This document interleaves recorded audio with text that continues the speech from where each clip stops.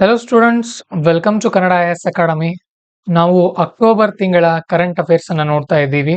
ಇದು 2024ರಲ್ಲಿ ಯಾರು ಪ್ರಿಲಿಮ್ಸ್ ಅನ್ನ ಬರೀಲಿಕ್ಕೆ ಹೋಗ್ತಾ ಇದ್ದೀರಿ ನಿಮಗೆ ಮಾತ್ರ. 2025ಕ್ಕೆ ಯಾರು ಪ್ರಿಲಿಮ್ಸ್ ಬರೆಯೋರಿದ್ದೀರಿ, ಮುಂದಿನ ವರ್ಷ ನಿಮಗೆ ಜೂನ್ ನಿಂದ ಕರೆಂಟ್ ಅಫೇರ್ಸ್ ಆರಂಭ ಆಗುತ್ತೆ. ನೀವು ಇದನ್ನ ನೋಡೋ ಅಗತ್ಯ ಇಲ್ಲ. ಯಾರು 2024ಕ್ಕೆ ಬರೆಯೋರಿದ್ದೀರಿ ಎಕ್ಸಾಮ್ ಅನ್ನ, ನೀವು ಮಾತ್ರ ಇದನ್ನ ನೋಡ್ಕೊಂಡು ಇಲ್ಲಿರುವಂತಹ ಪಾಯಿಂಟ್ಸ್ ಅನ್ನ ನೋಡ್ಕೊಂಡ್ರೆ ನಿಮ್ಮ ಪ್ರಿಲಿಮ್ಸ್ಗೆ ತುಂಬಾ ಅನುಕೂಲ ಆಗುತ್ತೆ. ಸರಿ, ಲೆಟ್ಸ್ ಬಿಗಿನ್ ದ ಕ್ಲಾಸ್. ನಾವು ಪಾಲಿಟಿ ಮತ್ತು ಇಂಟರ್ನ್ಯಾಷನಲ್ ರಿಲೇಷನ್ಸ್ ಅನ್ನ ಈಗಾಗಲೇ ಮುಗಿಸಿದೀವಿ. ಈಗ ಎಕನಾಮಿಯಿಂದ ಕಂಟಿನ್ಯೂ ಮಾಡಬೇಕು. ನೋಡಿ, MS ಸ್ವಾಮಿನಾಥನ್ ಅವ್ರ ಬಗ್ಗೆ ಈ ಒಂದು ಟಾಪಿಕ್ ನಲ್ಲಿ ಬಂದಿದೆ. ಯಾಕೆ ಇದು ನ್ಯೂಸ್ ನಲ್ಲಿ ಇದೆ ಅಂತ ಅಂದ್ರೆ, MS ಸ್ವಾಮಿನಾಥನ್ ಅವರು ಇತ್ತೀಚೆಗೆ ನಿಧನರಾದ್ರು. ಇವರು ಕೃಷಿ ವಿಜ್ಞಾನಿನೂ ಕೂಡ ಆಗಿದ್ರು. ನಮ್ಮ ದೇಶದ ಹಸಿರು ಕ್ರಾಂತಿಗೆ ಬಹುದೊಡ್ಡ ಕೊಡುಗೆಯನ್ನ ಕೊಟ್ಟಿದ್ದಾರೆ. ಕೊಡುಗೆ ಮಾತ್ರ ಅಲ್ಲ, ಇವರೇ ಅದರ ಶಿಲ್ಪಿ ಅಂತಾನೂ ಕೂಡ ಹೇಳ್ಬಹುದು. ಓಕೆ, ಸೊ ಆ ಕಾರಣಕ್ಕಾಗಿ ಇವರಿಗೆ 1987ರಲ್ಲಿ ಫಸ್ಟ್ ವರ್ಲ್ಡ್ ಫುಡ್ ಪ್ರೈಸ್ ಸಿಕ್ಕಿದೆ. ಜಗತ್ತಿನ ಮೊಟ್ಟ ಮೊದಲ ಒಂದು ಪ್ರಶಸ್ತಿಯನ್ನ ಪಡೆದವರು ಇವರು, ಆಹಾರ ಪ್ರಶಸ್ತಿ ಅಂತ ಹೇಳಿ. ಇವರಿಗೆ ಪದ್ಮವಿಭೂಷಣ ಹಾಗೇನೆ ರಾಮನ್ ಮ್ಯಾಗ್ಸೆಸೆ ಪ್ರಶಸ್ತಿ ಕೂಡ ಸಿಕ್ಕಿದೆ ಇವರಿಗೆ. ಏನ್ ಮಾಡಿದ್ರು MS ಸ್ವಾಮಿನಾಥನ್ ಅವರು ಅಂತ ಅಂದ್ರೆ, breeding programmes to develop crop varieties that were not only high yielding but also resistant to pests and diseases. ನೋಡಿ, ಏನಾಗಿತ್ತು ಭಾರತದ ಜನಸಂಖ್ಯೆ 1947ರ ಸಂದರ್ಭದಲ್ಲಿ ಸುಮಾರು ಒಂದು 30-35 ಕೋಟಿ ಇತ್ತು. ಆದ್ರೆ ಅದು ಬರ್ತಾ 1960-65ರ ವೇಳೆಗೆ ಬರೋ ವೇಳೆಗೆ ಬಹಳಷ್ಟು ಜನಸಂಖ್ಯೆ ಏರುಗತಿ ಕಾಣ್ತಾ ಇತ್ತು. 45, 50, 60 ಕೋಟಿಗೆ ಹೀಗೆ ಜನಸಂಖ್ಯೆ ಜಾಸ್ತಿ ಆಗ್ತಾ ಇತ್ತು. ನಮ್ಮ ದೇಶ ಬ್ರಿಟಿಷರು ಬಿಟ್ಟು ಹೋಗುವಂತಹ ಸಂದರ್ಭದಲ್ಲಿ ಬಡತನಕ್ಕೆ ಬಂದಿತ್ತು, ಹೌದಲ್ವಾ? ಹಾಗಾಗಿ ಇಷ್ಟು ಜನಸಂಖ್ಯೆಗೆ ಆಹಾರ ಕೊಡುವಂತಹ ಸಾಮರ್ಥ್ಯ ಭಾರತದಲ್ಲಿ ಇರಲಿಲ್ಲ. ಯಾಕಂದ್ರೆ ನಾವು ಕೃಷಿಯಲ್ಲಿ ಆಧುನಿಕ ತಂತ್ರಜ್ಞಾನವನ್ನ ಬಳಸ್ತಾ ಇರಲಿಲ್ಲ, ಮತ್ತೆ ರಾಸಾಯನಿಕಗಳನ್ನು ಕೂಡ ಬಳಸ್ಕೊಳ್ತಾ ಇರಲಿಲ್ಲ. ಹಾಗೇನೆ ನಾವು ಬೆಳೀತಾ ಇದ್ದಂತಹ ಬೆಳೆಗಳು ಅತಿ ಹೆಚ್ಚು ಫಲವನ್ನು ಕೂಡ ಕೊಡ್ತಾ ಇರಲಿಲ್ಲ. ಅದಕ್ಕೋಸ್ಕರ MS ಸ್ವಾಮಿನಾಥನ್ ಅವ್ರು ಏನ್ ಮಾಡಿದ್ರು ಅಂತ ಅಂದ್ರೆ, ಹೈ ಈಲ್ಡಿಂಗ್ ಅಂದ್ರೆ ಏನು, ಹೆಚ್ಚು ಇಳುವರಿ ಕೊಡುವಂತಹ ಬೀಜಗಳನ್ನ ಕಂಡು ಹಿಡಿತಾರೆ. ಅಷ್ಟೇ ಅಲ್ಲ, ಈ ರೋಗಗಳು ಕೂಡ ಬಂದು ಬೆಳೆಗಳನ್ನ ನಾಶ ಮಾಡುತ್ತಲ್ಲ, ಹಾಗೆ ಅಂತಹ ರೋಗಗಳಿಗೆ ಯಾವುದೇ ರೀತಿಯ ಪ್ರತಿಕ್ರಿಯೆಯನ್ನು ತೋರಿಸದೆ ಅವುಗಳಿಂದ ಹಾನಿಗೆ ಈಡಾಗದಂತೆ ಇರುವಂತಹ ವೆರೈಟಿಗಳನ್ನ, ವಿಭಿನ್ನ ತಳಿಗಳನ್ನ ಇವರು ಪತ್ತೆ ಮಾಡ್ತಾರೆ. ಅದರಿಂದ ಭಾರತದಲ್ಲಿ ದೊಡ್ಡ ಮಟ್ಟದ ಕ್ರಾಂತಿ ಆಗತ್ತೆ ಆಹಾರ ಕ್ಷೇತ್ರದಲ್ಲಿ. ಅಲ್ಲಿವರೆಗೂ ಭಾರತ ಏನ್ ಮಾಡ್ತಾ ಇತ್ತು ಅಂದ್ರೆ, ಅಮೆರಿಕ ಬೇರೆ ಬೇರೆ ದೇಶಗಳಿಂದ ಆಹಾರ ಧಾನ್ಯಗಳನ್ನ ತರಿಸ್ಕೊಳ್ತಾ ಇತ್ತು. ಆದ್ರೆ ಯಾವಾಗ ಹಸಿರು ಕ್ರಾಂತಿ ಆಯ್ತೋ, ನಾವು ಆತ್ಮನಿರ್ಭರರಾದ್ವಿ. ಅಂದ್ರೆ ಭಾರತ ತನ್ನ ಮೇಲೆ ತಾನು ಡಿಪೆಂಡ್ ಆಯ್ತು. ಅಷ್ಟೇ ಅಲ್ಲ, ಇವತ್ತು ಭಾರತ ಏನ್ ಮಾಡುತ್ತೆ, ಎಕ್ಸ್ಪೋರ್ಟ್ ಕೂಡ ಮಾಡುತ್ತೆ ಬೇರೆ ದೇಶಗಳಿಗೆ ತನ್ನ ಪ್ರಾಡಕ್ಟ್ಗಳನ್ನ. ಉದಾಹರಣೆ ನಿಮ್ಗೆ ಗೊತ್ತಿರಬಹುದು, ಅಕ್ಕಿ ರಫ್ತಿನಲ್ಲಿ ನಾವು ನಂಬರ್ 1 ಇದ್ದೀವಿ. ಹಾಗೇನೆ ಕಬ್ಬಿನ ಒಂದು ಸಕ್ಕರೆಯಲ್ಲಿ ಕೂಡ ನಾವು ನಂಬರ್ 1 ಇದೀವಿ. ಹಾಲಿನ ಉತ್ಪಾದನೆಯಲ್ಲಿ ಕೂಡ ನಂಬರ್ 1 ಇದೀವಿ. ಸೊ ಹೀಗೆ ದೊಡ್ಡ ಕ್ರಾಂತಿಯನ್ನ ಮಾಡಿದೆ ಭಾರತ. ಕೆಲವೊಬ್ರು ಏನ್ ಅನ್ಕೊಂಡಿದ್ದಾರೆ, ಭಾರತ ಕೇವಲ 2014ರಿಂದ ಭಾರತಕ್ಕೆ ಸ್ವಾತಂತ್ರ್ಯ ಸಿಕ್ತು ಅಂತ ಕೆಲವೊಬ್ರು ತಿಳ್ಕೊಂಡಿದ್ದಾರೆ. ಬಟ್ 1947ರಿಂದಾನೇ ಹಂತ ಹಂತವಾಗಿ ಭಾರತ ಹಸಿರು ಕ್ರಾಂತಿ, ಕ್ಷೀರ ಕ್ರಾಂತಿ, ಹೀಗೆ ಒಂದೊಂದೇ ಕ್ರಾಂತಿಗಳನ್ನ ಮಾಡ್ಕೊಂಡು ಬಂದು ಇಲ್ಲಿಗೆ ತಲುಪಿದೆ. ನಾವು ಹಿರಿಯರನ್ನ ಮರಿಬಾರ್ದು. ದೊಡ್ಡ ಕೊಡುಗೆಯನ್ನ ಕೊಟ್ಟಿದ್ದಾರೆ ನಮ್ಮ ಪೂರ್ವಜರು, ನಮ್ಮ ಸ್ವತಂತ್ರ ಹೋರಾಟಗಾರರು. ಮತ್ತು ಸ್ವತಂತ್ರ ಬಂದ ತಕ್ಷಣ ನಮ್ಮ ದೇಶದಲ್ಲಿ ಆಡಳಿತವನ್ನು ಮಾಡಿದಂತ ಮಹಾನ್ ನಾಯಕರು. ಓಕೆ, ಸೊ ಇದು MS ಸ್ವಾಮಿನಾಥನ್ ಅವ್ರ ಬಗ್ಗೆ ಆಯ್ತು. ಇನ್ನು next, Indian Council of Agriculture Research ಅನ್ನುವಂತ ಸಂಸ್ಥೆ ಬಗ್ಗೆ ಇದೆ ಇಲ್ಲಿ. ಈ ಒಂದು ಸಂಸ್ಥೆಯ ಬಗ್ಗೆ ನಾವಿಲ್ಲಿ ನೋಡ್ಕೊಳ್ಳೋದಾದ್ರೆ, ಇದು ಗ್ರೀನ್ ರೆವಲ್ಯೂಷನ್ಗೆ, ಹಸಿರು ಕ್ರಾಂತಿಗೆ ಬಹುದೊಡ್ಡ ಕೊಡುಗೆಯನ್ನ ಕೊಡ್ತು. ಇದು ಯಾವ ಒಂದು ಮಂತ್ರಾಲಯದ ಅಡಿಯಲ್ಲಿ ಬರುತ್ತೆ, ಯಾವ ಸಚಿವಾಲಯದಲ್ಲಿ ಅಡಿಯಲ್ಲಿ ಬರುತ್ತೆ ಅಂತ ಅಂದ್ರೆ, ಕೃಷಿ ಸಚಿವಾಲಯದ ಅಡಿಯಲ್ಲಿ ಬರುತ್ತೆ. 1929ರಲ್ಲಿ ಸ್ವಾತಂತ್ರ್ಯ ಪೂರ್ವದಲ್ಲಿನೇ ಇದನ್ನ ಆರಂಭ ಮಾಡಿದ್ದಾರೆ. ಓಕೆ, ರಿಪೋರ್ಟ್ ಯಾರು ಕೊಟ್ಟಿದ್ರು ಇದನ್ನ ಆರಂಭ ಮಾಡೋಕೆ? ರಾಯಲ್ ಕಮಿಷನ್ ಅಂತ ಬಂದಿತ್ತು 1860ರಲ್ಲಿ. ಸೊ ಅದರ ಅಡಿಯಲ್ಲಿ ಇದನ್ನ ಆರಂಭ ಮಾಡಿದ್ದಾರೆ 1929ರಲ್ಲಿ. ಇನ್ನು ಬ್ಲೂ ರೆವಲ್ಯೂಷನ್ ಕೂಡ ಆಗಿತ್ತು ನಮ್ಮ ಭಾರತದಲ್ಲಿ. ಬ್ಲೂ ರೆವಲ್ಯೂಷನ್ ಅಂತ ಅಂದ್ರೆ ಏನು, ಏನಂತೀರಿ, ನೀಲಿ ಕ್ರಾಂತಿ ಅಂತೀರಾ? ಕೇಜ್ ಕಲ್ಚರ್ ಅಂದ್ರೆ ಸಮುದ್ರದಲ್ಲಿ ಮೀನುಗಳನ್ನ ಬೆಳೆಸೋ ಬದಲಾಗಿ ಟ್ಯಾಂಕ್ಗಳನ್ನ ಮಾಡೋದು. ಸೊ ಆ ಟ್ಯಾಂಕ್ಗಳಲ್ಲೇನೆ ಮೀನುಗಳನ್ನ ಬೆಳೆಸೋದು, ಕಡಿಮೆ ಜಾಗದಲ್ಲಿ ಹೆಚ್ಚು ಮೀನುಗಳನ್ನ ಬೆಳೆಸುವಂತಹ ಒಂದು ಯೋಜನೆಯನ್ನ ನಾವು ನೀಲಿ ಕ್ರಾಂತಿ ಅಂತ ಕರಿತೀವಿ. ನೆಕ್ಸ್ಟ್ ನ್ಯಾಷನಲ್ ಟರ್ಮರಿಕ್ ಬೋರ್ಡ್ ಬಗ್ಗೆ ಇದೆ, ಅರಿಶಿಣದ ಬಗ್ಗೆ. Government of India has notified establishment of national turmeric board in state of Telangana. ಹಿಂದೆ ಒಂದ್ಸಾರಿ ಕಾಫಿ ಬೋರ್ಡ್ ಬಗ್ಗೆ ಕೇಳಿದ್ರು, ಕಾಫಿ ಬೋರ್ಡ್ ಎಲ್ಲಿದೆ ನಮ್ಮ ಭಾರತದಲ್ಲಿ ಅಂತ. ಬೆಂಗಳೂರಲ್ಲಿದೆ. ಓಕೆ, ಸೊ ಹಾಗೇನೆ ತೆಲಂಗಾಣದಲ್ಲಿ ಇತ್ತೀಚೆಗೆ ಈ ಅರಿಶಿಣದ ಬೋರ್ಡ್ ಅನ್ನ ಆರಂಭ ಮಾಡೋಕೆ ಕೇಂದ್ರ ಸರ್ಕಾರ ನಿರ್ದೇಶನ ಕೊಟ್ಟಿದೆ. ಬನ್ನಿ ಹಾಗಾದ್ರೆ ಅರಿಶಿಣದ ಬಗ್ಗೆ ತಿಳ್ಕೋಣ. ಭಾರತದಲ್ಲಿ ನೋಡಿ, ಬೆಳೆಗಳ ಬಗ್ಗೆನೂ ಕೂಡ ಕೇಳ್ತಾರೆ. ಕಬ್ಬಿನ ಬಗ್ಗೆ ಕೇಳಿದ್ರು, ಆಮೇಲೆ ಈ ಸೂರ್ಯಪಾನ ಆಗಿರ್ಬೋದು, ಈ ರೀತಿ ಕಾಳುಗಳ ಬಗ್ಗೆ ಕೇಳ್ತಾರೆ. ಜೋಳದ ಬಗ್ಗೆ, ಗೋಧಿ ಬಗ್ಗೆ, ಹತ್ತಿ ಬಗ್ಗೆ, ಬೆಳೆಗಳ ಬಗ್ಗೆ ಬಹಳಷ್ಟು ಕೇಳ್ತಿರ್ತಾರೆ UPSC ನಲ್ಲಿ. ಹತ್ತಿ ಬಗ್ಗೆ ನಾವು ತಿಳ್ಕೊಳ್ಳೋದಾದ್ರೆ, India is the largest producer, consumer and exporter turmeric in the world. ಜಗತ್ತಿನಲ್ಲಿ ಅತಿ ಹೆಚ್ಚು ಉತ್ಪಾದನೆ ಮಾಡೋರು ಕೂಡ ನಾವೇ, ಅತಿ ಹೆಚ್ಚು ಬಳಸೋರು ಕೂಡ ನಾವೇ, ಅತಿ ಹೆಚ್ಚು ರಫ್ತು ಮಾಡೋರು ಕೂಡ ನಾವೇ. ಯಾವುದನ್ನ? ಈ ಒಂದು ಅರಿಶಿಣವನ್ನ. ಇದು ಟ್ರಾಪಿಕಲ್ ಪ್ಲಾಂಟ್ ಆಗಿದೆ. ಟ್ರಾಪಿಕಲ್ ಅಂತ ಅಂದ್ರೇನು? ಈ ಭೂಮಿಯ ಮಧ್ಯ ಭಾಗದಲ್ಲಿ ಇರುತ್ತಲ್ಲ, ಸೊ ಇದರ ಆಸುಪಾಸಿನಲ್ಲಿ ಬೆಳೆಯುವಂತ ಬೆಳೆಗಳನ್ನ ಟ್ರಾಪಿಕಲ್ ಅಂತ ಕರಿತೀವಿ ನಾವು. ನೆಕ್ಸ್ಟ್, ಟೆಂಪರೇಚರ್ ಎಷ್ಟಿರಬೇಕು ಇದಕ್ಕಂತ ಅಂದ್ರೆ 20 ರಿಂದ 35 ಡಿಗ್ರಿ ಸೆಲ್ಸಿಯಸ್ ವರೆಗೂ ಕೂಡ ಇರಬೇಕಾಗುತ್ತೆ. ರೈನ್ಫಾಲ್ 1500 mm ಅಂತ ಹೇಳಿದಾರೆ, ಅಂದ್ರೆ 150 ಸೆಂಟಿಮೀಟರ್ ಗಿಂತ ಜಾಸ್ತಿನೇ ಇರಬೇಕು. ಅದಕ್ಕಿಂತ ಕಡಿಮೆ ಇದ್ರೆ ಅರಿಶಿಣ ಬೆಳೆಯೋದಿಲ್ಲ. ನೆಕ್ಸ್ಟ್, ಸಾಯಿಲ್ ಯಾವ್ದಿರ್ಬೇಕು ಇಲ್ಲಿ ಅಂತ ಅಂದ್ರೆ well drained red loamy soil. Okay, ನೀರ್ ಅದರಲ್ಲಿ ಹಿಡಿದಿಟ್ಕೊಂಡಿರಬಾರ್ದು, ನೀರು ಸೋರಿ ಹೋಗ್ಬೇಕು. ಕೆಂಪು ಬಣ್ಣದ ಲೂಮಿ ಸಾಯಿಲ್ ಇದ್ರೆ ನಡೆಯುತ್ತೆ. ಸುಮಾರು 9 ರಿಂದ 10 ತಿಂಗಳು ಬೇಕಾಗುತ್ತೆ ಅದಕ್ಕೆ. ಇದು ಆಂಟಿ ಆಕ್ಸಿಡೆಂಟ್ ಆಗಿ ಕೂಡ ಕೆಲಸ ಮಾಡುತ್ತೆ. ಆಂಟಿ ಆಕ್ಸಿಡೆಂಟ್ ಅಂದ್ರೆ ಏನು? ಕೆಲವೊಂದು ಟ್ಯಾಬ್ಲೆಟ್ಸ್ ಬರುತ್ತೆ. ಓಕೆ, ನಮ್ಮ ಶರೀರದ ನೋವುಗಳನ್ನ, ಪೇನ್ಗಳನ್ನೆಲ್ಲ ಕಡಿಮೆ ಮಾಡೋಕೆ ಇದು ಆ ರೀತಿನೂ ಕೆಲಸ ಮಾಡುತ್ತೆ. ನೋಡ್ಬೋದು ನಾವು, ಹಳೆಯ ಹಿರಿಯರೆಲ್ಲ ಏನ್ ಮಾಡ್ತಾ ಇದ್ರು ಅಂದ್ರೆ, ಯಾವುದೇ ಔಷಧಿಗಳನ್ನ ಬಳಸೋ ಬದಲಾಗಿ ಅರಿಶಿಣವನ್ನೇ ಬಳಸ್ತಾ ಇದ್ರು, ಹೌದಲ್ವಾ? ಸೊ ಆ ರೀತಿ ಅದು ಕೆಲಸ ಮಾಡುತ್ತೆ. ಭಾರತ ಜಗತ್ತಿನ ಸುಮಾರು 75% ಅರಿಶಿಣವನ್ನ ಭಾರತ ದೇಶನೇ ಬೆಳೆಯುತ್ತೆ. ಅತಿ ಹೆಚ್ಚು ಅರಿಶಿಣವನ್ನ ಬೆಳೆಯುವಂತ ರಾಜ್ಯಗಳಲ್ಲಿ ನೋಡಿದಾಗ ಮಹಾರಾಷ್ಟ್ರ ನಂಬರ್ 1 ಇದೆ, ತೆಲಂಗಾಣ 2 ನಂಬರ್, ಕರ್ನಾಟಕ 3 ನಂಬರ್ ಇದೆ. ಓಕೆ, ಸೊ ಇಲ್ಲಿಂದ ಭಾರತದಿಂದ ಎಲ್ಲೆಲ್ಲಿ ಹೋಗುತ್ತೆ ಅರಿಶಿಣ ಅಂತಂದ್ರೆ ಬಾಂಗ್ಲಾದೇಶ್ಗೆ, UAE, USA ಗಳಿಗೆ ಹೋಗುತ್ತೆ. ನೆಕ್ಸ್ಟ್, ನೊಬೆಲ್ ಪ್ರೈಸ್ ಬಗ್ಗೆ ಬಂದಿದೆ. ನೊಬೆಲ್ ಪ್ರಶಸ್ತಿ ಆರಂಭ ಆದದ್ದು 1895ರಲ್ಲಿ. ಆಲ್ಫ್ರೆಡ್ ನೊಬೆಲ್ ಅನ್ನುವಂಥವನು ಡೈನಮೈಟ್ ಅನ್ನ ಕಂಡುಹಿಡಿದಿದ್ದ. ಸೊ ಹಾಗಾಗಿ ಅದು ನಿಮ್ ಕತೆ ಗೊತ್ತಿರಬಹುದು. ನೊಬೆಲ್ ಪ್ರಶಸ್ತಿ ಯಾಕೆ ಆರಂಭ ಆಯ್ತು ಅಂತ ನೀವು ಒಂದ್ಸಾರಿ ಗೂಗಲ್ ನಲ್ಲಿ, ಯೂಟ್ಯೂಬ್ ನಲ್ಲಿ ಚೆಕ್ ಮಾಡಿ, ನಿಮಗೆ ಗೊತ್ತಾಗುತ್ತೆ. ಯಾವ್ಯಾವ ಕ್ಷೇತ್ರದವರಿಗೆ ಕೊಡ್ತಾರೆ ಅಂತ ನೋಡಿದಾಗ ಫಿಸಿಕ್ಸ್, ಕೆಮಿಸ್ಟ್ರಿ, ಫಿಸಿಯೋಲಜಿ ಅಥವಾ ಮೆಡಿಸಿನ್, ವೈದ್ಯಕೀಯ ಕ್ಷೇತ್ರ, ಫಿಸಿಯೋಲಜಿನು ಅಂತ ಕೂಡ ಕರೀತಾರೆ, ಮೆಡಿಸಿನ್ ಅಂತಾನೂ ಕೂಡ ಕರೀತಾರೆ. ಹಾಗೇನೆ ಲಿಟ್ರೇಚರ್, ಸಾಹಿತ್ಯ ಕ್ಷೇತ್ರ, ಮತ್ತು ಪೀಸ್, ಶಾಂತಿ ಕ್ಷೇತ್ರ ಕೂಡ ಕೊಡ್ತಾರೆ. ಸೊ 1, 2, 3, 4, 5 ಕ್ಷೇತ್ರಗಳಿಗೆ ಕೊಡ್ತಾ ಇದ್ರು. ಹಾಗೇನೆ ಎಕನಾಮಿಗೂ ಕೂಡ ಕೊಡ್ಲಿಕ್ಕೆ ಆರಂಭ ಮಾಡಿದ್ದಾರೆ 1968ರಿಂದ.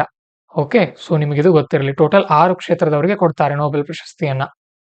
ಭಾರತದಲ್ಲಿ ಯಾರ್ಯಾರಿಗೆ ಸಿಕ್ಕಿದೆ ಅಂತ ಅಂದ್ರೆ ರವೀಂದ್ರನಾಥ್ ಟ್ಯಾಗೋರ್ ಅವರಿಗೆ, CV ರಾಮನ್ ಅವರಿಗೆ, ಹರಗೋವಿಂದ್ ಖೊರಾಣ ಅವರಿಗೆ, ಮದರ್ ತೆರೇಸಾ, ಸುಬ್ರಮಣಿಯಂ ಚಂದ್ರಶೇಖರ್ ಅವರಿಗೆ, ಅಮರ್ತ್ಯ ಸೇನ್ಗೆ, ವಿ ರಾಮಕೃಷ್ಣನ್ ಅವರು ಕೂಡ ಸಿಕ್ಕಿದೆ 2009ರಲ್ಲಿ ಕೆಮಿಸ್ಟ್ರಿಯ ಒಂದು ವಿಭಾಗದಲ್ಲಿ. ಕೈಲಾಸ್ ಸತ್ಯಾರ್ಥಿ ಅವರಿಗೆ 2014ರಲ್ಲಿ ಶಾಂತಿ ಪುರಸ್ಕಾರ ಸಿಕ್ಕಿದೆ. ಅಭಿಜಿತ್ ಬ್ಯಾನರ್ಜಿ ಅವರಿಗೆ ಎಕನಾಮಿ ಸೈನ್ಸ್ ನಲ್ಲಿ 2019ರಲ್ಲಿ ಸಿಕ್ಕಿದೆ. ಓಕೆ, ಸುಮಾರು 10 ಮಿಲಿಯನ್ ಸ್ವೀಡಿಶ್ ಕ್ರೋನೋರ್ ಸಿಗುತ್ತೆ ಪ್ರಶಸ್ತಿ. ಅಂದ್ರೆ ಸುಮಾರು 8 ಕೋಟಿ ರೂಪಾಯಿ ಇರುತ್ತೆ ಇದು ಪ್ರಶಸ್ತಿ ಮೊತ್ತ. ಪ್ರಶಸ್ತಿ ಬಹುಮಾನವನ್ನ ಪಡೆದುಕೊಳ್ಬೇಕಂದ್ರೆ ಅವ್ರೊಂದು ಹೋಗಿ ಸ್ಪೀಚ್ ಕೊಡ್ಬೇಕಲ್ಲಿ, ಆ ಒಂದು ಸಭೆ ಇರುತ್ತಲ್ಲ ಅದರಲ್ಲಿ ಸ್ಪೀಚ್ ಕೊಡ್ಬೇಕಾಗತ್ತೆ. ಓಕೆ, ಸರಿ. ಎಕನಾಮಿನಲ್ಲಿ ಯಾರಿಗೆ ಸಿಕ್ಕಿದೆ ಪ್ರಶಸ್ತಿ ಅಂತ ನೋಡಿದಾಗ ವಿಮೆನ್ ಇನ್ ಲೇಬರ್ ಫೋರ್ಸ್, ಈ ಒಂದು ಕಾರ್ಮಿಕ ಬಲ ಇರುತ್ತಲ್ಲ, ಕಾರ್ಮಿಕರು ಇರ್ತಾರಲ್ಲ, ಅದರಲ್ಲಿ ಮಹಿಳೆಯರು ಎಷ್ಟು ಜನ ಇದ್ದಾರೆ, ಅವರ ಸಂಖ್ಯೆಗಳು ಏನೇನಿದೆ ಅನ್ನೋದನ್ನ ಸಂಶೋಧನೆ ಮಾಡಿದವ್ರಿಗೆ ಸಿಕ್ಕಿದೆ. ಕ್ಲಾಡಿಯಾ ಗೋಲ್ಡಿನ್ ಅನ್ನುವಂಥವ್ರು ಈ ಒಂದು ವಿಚಾರದಲ್ಲಿ ರಿಸರ್ಚ್ ಅನ್ನ ಮಾಡಿ ಅವರು ತಮ್ಮ ಅಭಿಪ್ರಾಯವನ್ನ ಮಂಡಿಸಿದ್ರು. ಅವರಿಗೆ ಎಕನಾಮಿಯಲ್ಲಿ ಪ್ರಶಸ್ತಿ ಸಿಕ್ಕಿದೆ. ನಾವು ಎಕನಾಮಿಯಲ್ಲಿ ಈ ಒಂದು ಪ್ರಶಸ್ತಿ ಸಿಕ್ಕಿರೋದ್ರ ಹಿನ್ನೆಲೆಯಲ್ಲಿ ಜಗತ್ತಿನ ಮಟ್ಟದಲ್ಲಿ ಸ್ಟೇಟಸ್ ಏನಿದೆ ಮಹಿಳೆಯರ ಪಾಲ್ಗೊಳ್ಳುವಿಕೆ ಅಂತ ನೋಡಿದಾಗ ಸುಮಾರು 50% women are in paid employment while equivalent figure of the men 80%. ಅಂದ್ರೆ ಈಗ ಜಗತ್ನಲ್ಲಿ 100 ಜನ ಪುರುಷರಿದಾರಂತ ಅಂದ್ರೆ ಅವರಲ್ಲಿ 80 ಜನರಿಗೆ ಸಂಬಳದೊಂದಿಗೆ ಉದ್ಯೋಗ ಇದೆ. ಓಕೆ, ಅಂದ್ರೆ ಸಂಬಳನೂ ಕೊಡ್ತಾರೆ ಅವ್ರು ಮಾಡುವಂತ ಕೆಲಸಗಳಿಗೆ. 100 ಜನ ಮಹಿಳೆಯರಿದ್ದಾರೆ ಅಂತ ಅಂದ್ರೆ ಅವ್ರಿಗೆ ಕೇವಲ 50 ಜನರಿಗೆ ಮಾತ್ರ ಸಂಬಳ ಸಿಗುತ್ತೆ. ಉಳಿದಿರೋ 50 ಜನರು ಅನ್ಪೇಯ್ಡ್ ಲೇಬರ್ ಆಗಿದ್ದಾರೆ, ಅಂದ್ರೆ ಮನೆ ಕೆಲಸ ಅದು ಇದು ಮಾಡ್ಕೊಂಡಿದ್ದಾರೆ, ಅವರಿಗೆ ಸಂಬಳ ಸಿಗೋದಿಲ್ಲ. ಹಾಗೇನೆ ಇನ್ನು ಸೌತ್ ಏಷ್ಯಾದಲ್ಲಿ, ದಕ್ಷಿಣ ಏಸಿಯಾ ಖಂಡದಲ್ಲಿ ಸುಮಾರು 25% ಮಾತ್ರ women are in labour market. ಮಹಿಳಾ ಕಾರ್ಮಿಕರ ಸಂಖ್ಯೆ ಕೇವಲ 25% ಇದೆ. 75% ಮಹಿಳೆಯರು ಹೊರಗಡೆ ಕೆಲ್ಸಕ್ಕೆ ಹೋಗೋದಿಲ್ಲ ಅಥವಾ ಅವ್ರ ಮನೆ ಕೆಲಸದ ಹಾಳಾಗೆ ಇದ್ದು ಬಿಡಬೇಕಾಗತ್ತೆ. ನೆಕ್ಸ್ಟ್ ಭಾರತದ ಮಟ್ಟಿಗೆ ಬಂದಾಗ ಇಲ್ಲಿ ಲೇಬರ್ ಪಾರ್ಟಿಸಿಪೇಷನ್ ಫೋರ್ಸ್ ಅಂತ ನೋಡಿದಾಗ 24% ಇದೆ. 100ರಲ್ಲಿ 24 ಮಹಿಳೆಯರು ಮಾತ್ರ ಕೆಲ್ಸಕ್ಕೆ ಹೋಗ್ತಾರೆ, ಉಳಿದಿರೋರು ಮನೆಯಲ್ಲೇ ಇರ್ತಾರೆ. ಪುರುಷರು 100 ಪುರುಷರಲ್ಲಿ 73 ಜನ ಪುರುಷರು ಕೆಲಸಗಳಿಗೆ ಹೋಗ್ತಾರೆ. ಸೊ ಈ ರೀತಿ ಇದೆ. ಇವರು ಹೇಳ್ದಲ್ಲ ಅವ್ರು ಪ್ರಶಸ್ತಿ ಪಡೆದಿದಾರಲ್ಲ, ಸೊ ಯು ಸೇಪ್ಡ್ ಕರ್ವ್ ಬಗ್ಗೆ ಅದು ಬಂದಿದೆ. ಇದು ಪ್ರಿಲಿಮ್ಸ್ ಅಲ್ಲಿ ಕೇಳುವಂತ ಚಾನ್ಸಸ್ ಕಡಿಮೆ, ಮೇನ್ಸ್ ಅಲ್ಲಿ ಕೇಳ್ತಾರೆ ಅದನ್ನ, ಅಲ್ಲಿ ನಾವು ಡಿಸ್ಕಸ್ ಮಾಡೋಣ ಅದ್ರ ಬಗ್ಗೆ. ಇನ್ನು periodic labour force survey report. Okay, periodic labour force survey ಅಂತ ಮಾಡ್ತಾರೆ ಭಾರತದಲ್ಲಿ. ಯಾರು ಮಾಡ್ತಾರೆ ಇದನ್ನ ಅಂತ ಅಂದ್ರೆ NSS ಓದವರು. ಇದರ ಒಂದು ರಿಪೋರ್ಟ್ ಅನ್ನ ನೋಡಿದಾಗ ನಮಗೆ ಇಲ್ಲಿ ಕೆಲವೊಂದು ಮಾಹಿತಿಗಳು ಗೊತ್ತಾಗುತ್ತೆ. ಹಾಗೇನೆ in a short time interval of 3 months for the urban areas, only current weekly status and in both usual and CWS in both rural and urban areas annually. Okay, 3 ತಿಂಗಳಿಗೊಮ್ಮೆ ಏನ್ ಮಾಡ್ತಾರೆ, ನಗರಗಳಲ್ಲಿ ಕರೆಂಟ್ ವೀಕ್ಲಿ ಸ್ಟೇಟಸ್ ಅಂತ ಸರ್ವೆಯನ್ನ ಮಾಡಲಾಗುತ್ತೆ. ಗ್ರಾಮೀಣ ಭಾಗದಲ್ಲಿ ಮತ್ತು ನಗರ ಭಾಗದಲ್ಲಿ ಎರಡು ಕಡೆ ನೋಡಿದಾಗ ಕರೆಂಟ್ ವೀಕ್ಲಿ ಸ್ಟೇಟಸ್ ಇದ್ದೇ ಇರುತ್ತೆ. ಯೂಸುವಲ್ ಸ್ಟೇಟಸ್ ವಾರ್ಷಿಕವಾಗಿಯೂ ಕೂಡ ಸರ್ವೆಯನ್ನ ಮಾಡಲಾಗುತ್ತೆ. ಓಕೆ, ಈ ಒಂದು ಮಹಿಳಾ ಕಾರ್ಮಿಕ ಮತ್ತು ಪುರುಷ ಕಾರ್ಮಿಕ ಟೋಟಲ್ ಲೇಬರ್ ಫೋರ್ಸ್ ಇದು. ಇಲ್ಲಿ ಬರೀ ಮಹಿಳೆ ಅಂತ ಬರಲ್ಲ. ಲೇಬರ್ ಫೋರ್ಸ್ ಅಂತ ಬಂದಾಗ ಇದು ನಮ್ಗೆ ಏನ್ ಕೊಡುತ್ತೆ ಅಂದ್ರೆ, ಏನ್ ಮಾಹಿತಿಯನ್ನ ಕೊಡುತ್ತೆ ಅಂದ್ರೆ, ಎಷ್ಟು ಕಾರ್ಮಿಕರಿದ್ದಾರೆ, ಎಷ್ಟು ಜನರಿಗೆ ಉದ್ಯೋಗ ಸಿಗ್ತಾ ಇದೆ, ಎಷ್ಟು ಜನರಿಗೆ ಉದ್ಯೋಗ ಸಿಗ್ತಾ ಇಲ್ಲ ಅನ್ನೋದು ನಮಗೆ ಇಲ್ಲಿ ಗೊತ್ತಾಗುತ್ತೆ. ಇನ್ನು ಲೇಬರ್ ಫೋರ್ಸ್ ಪಾರ್ಟಿಸಿಪೇಷನ್ ರೇಟ್ ಅಂತ ಬರುತ್ತೆ. ಸೊ ಇದರ ಅರ್ಥ ಏನು ಅಂತ ಅಂದ್ರೆ, ಎಷ್ಟು ಜನ ಉದ್ಯೋಗ ಹುಡುಕ್ತಾ ಇದ್ದಾರೆ, ಓಕೆ, ಮತ್ತೆ ಎಷ್ಟು ಜನರಿಗೆ ಉದ್ಯೋಗ ಸಿಗ್ತಾ ಇದೆ. ಓಕೆ, ಹಾಗೇನೆ ವರ್ಕರ್ ಪಾಪ್ಯುಲೇಷನ್ ರೇಷಿಯೋ ಅಂತ ನೋಡಿದಾಗ percentage of employed person in a population. Okay, labour force ಅಂತ ಅಂದ್ರೆ ಏನು, percentage of person in labour force that is working are seeking available work.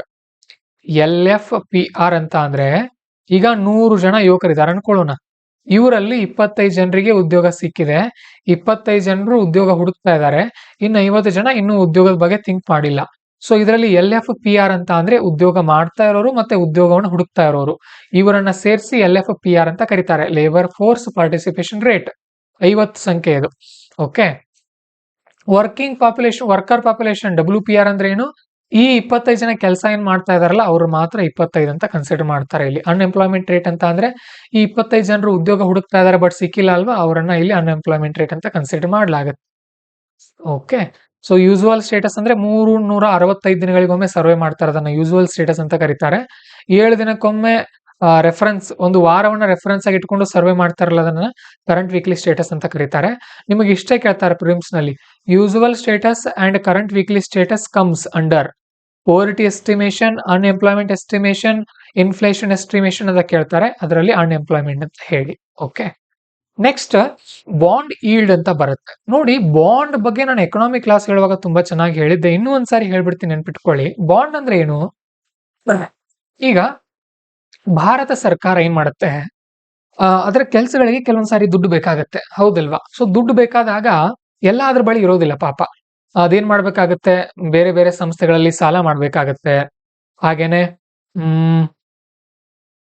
ಈ ಸಾಲ ಮಾಡೋದ್ರಿಂದ ಏನಾಗುತ್ತೆ, ಬಡ್ಡಿ ಜಾಸ್ತಿ ಆಗುತ್ತೆ ಅಲ್ವಾ, ಅದರಿಂದ ಭಾರತ ಸರ್ಕಾರಕ್ಕೆ ತುಂಬಾ ಬಡ್ಡಿ ಕಟ್ಟಬೇಕಾಗತ್ತೆ. ಅದಕ್ಕೋಸ್ಕರ ಏನ್ ಮಾಡುತ್ತೆ ಭಾರತ ಸರ್ಕಾರ, ಜನರಿಗೆ ಹೇಳುತ್ತೆ ಏನಂತ ಅಂದ್ರೆ, ನೀವು ಪ್ರತಿಯೊಬ್ರು ನಮ್ಮ ಬಳಿ 100 ರೂಪಾಯಿ ಬಾಂಡ್ ತಗೊಳ್ಳಿ, ನಾವೇನ್ ಮಾಡ್ತೀವಿ, 1-2 ವರ್ಷ ಬಿಟ್ಟು ಬನ್ನಿ ನೀವು ನಮ್ಮ ಹತ್ರ, ನಾವೇನ್ ಮಾಡ್ತೀವಿ 100 ರೂಪಾಯಿಗೆ 5 ರೂಪಾಯಿ ಬಡ್ಡಿ ಹಾಕಿ ನಿಮಗೆ 105 ರೂಪಾಯಿ ಕೊಡ್ತೀವಿ ಅಂತ ಹೇಳುತ್ತೆ ಭಾರತ ಸರ್ಕಾರ. ಸೊ ಜನ ಕೊಂಡ್ಕೊಳ್ತಾರೆ, 1-2 ವರ್ಷ ಬಿಟ್ಟು ಹೋಗ್ತಾರೆ, 105 ರೂಪಾಯಿ ಸಿಗುತ್ತೆ ಅವರಿಗೆ, ಹೌದಲ್ವಾ? ಇದರಿಂದ ಭಾರತ ಸರ್ಕಾರ ತನಗೆ ಅರ್ಜೆಂಟ್ ಆಗಿ ಬೇಕಾಗಿರುವಂತ ದುಡ್ಡನ್ನು ಕೂಡ ಬಳಸ್ಕೊಳ್ತು. ಓಕೆ, ಸರಿ, ಇದು ಓಕೆ. ಇನ್ನು ನೆಕ್ಸ್ಟ್ ಏನಾಗುತ್ತಂತ ಅಂದ್ರೆ, ಈ 105 ರೂಪಾಯಿನ ಒಬ್ಬ ವ್ಯಕ್ತಿ ಬಾಂಡ್ ಅನ್ನ ಖರೀದಿಸಿರ್ತಾನೆ. ಓಕೆ, 105 ರೂಪಾಯಿ ಬಾಂಡ್ ಅನ್ನ ಖರೀದಿಸಿರ್ತಾನೆ. ಇವನ್ ಏನ್ ಮಾಡ್ತಾನಂತ ಅಂದ್ರೆ, ಇನ್ನೊಬ್ಬನಿಗೆ ಏನ್ ಮಾಡ್ತಾನೆ, ಇವನು 102 ರೂಪಾಯಿಗೆ ಮಾರಾಟ ಮಾಡ್ತಾನೆ. ಅರ್ಥ ಆಯ್ತಾ? ಸೊ 100 ರೂಪಾಯಿ ಕೊಟ್ಟಿದ್ದ ಇವನಿಗೆ ಭಾರತ ಸರ್ಕಾರ 105 ರೂಪಾಯಿ ಕೊಡೋದಿತ್ತು. ಇವನು ಇನ್ನೊಬ್ಬನಿಗೆ 102 ರೂಪಾಯಿ ಮಾರ್ದ, ಅವನು ಭಾರತ ಸರ್ಕಾರಕ್ಕೆ ಹೋಗಿ ಅದನ್ನ ಕೊಟ್ಟಾಗ ಅವ್ರು 105 ರೂಪಾಯಿ ಕೊಡ್ತಾರೆ. ಅಂದ್ರೆ ಇವನು ಮೊದಲು 100 ರೂಪಾಯಿ ಕೊಟ್ಟು ತಗೊಂಡಿದ್ನಲ್ಲ, ಇವನಿಗೆ 2 ರೂಪಾಯಿ ಲಾಭ ಆಯ್ತು. ಸೊ ಇವನು 102 ರೂಪಾಯಿ ಕೊಟ್ಟಿದ್ನಲ್ಲ ಇವನಿಗೆ 3 ರೂಪಾಯಿಲಿ ಲಾಭ ಆಯ್ತು. ಸೊ ಈ ರೀತಿ ಬಾಂಡ್ ಒಬ್ರಿಗೊಬ್ರು ಮಾರಾಟನೂ ಕೂಡ ಮಾಡ್ಕೊಳ್ಬಹುದು. ಇಲ್ಲಿ ಅದ್ರ ಬಗ್ಗೆ ಮಾಹಿತಿ ಕೊಡ್ತಾ ಇದ್ದಾರೆ. Open market operation sale of government securities triggered a spike in bond yields to their highest level. Okay, bond ಈಲ್ಡ್ಗಳ ಹೈಯೆಸ್ಟ್ ಲೆವೆಲ್ಗೆ ತಲುಪಿಸಿದೆ ಅಂತ ಹೇಳ್ತಾ ಇದ್ದಾರೆ. ಏನು ಓಪನ್ ಮಾರ್ಕೆಟ್ ಆಪರೇಷನ್ ಅಂತ. ಓಕೆ, ಹೇಳ್ತೀನಿ ನೋಡಿ. ಸೇಲ್ ಆಫ್ ಗವರ್ಮೆಂಟ್ ಬಾಂಡ್ಸ್ ಈಗ ಹೇಳ್ತೀನಿ ಕೇಳಿ, ಗಮನ ಇಟ್ಕೊಂಡು.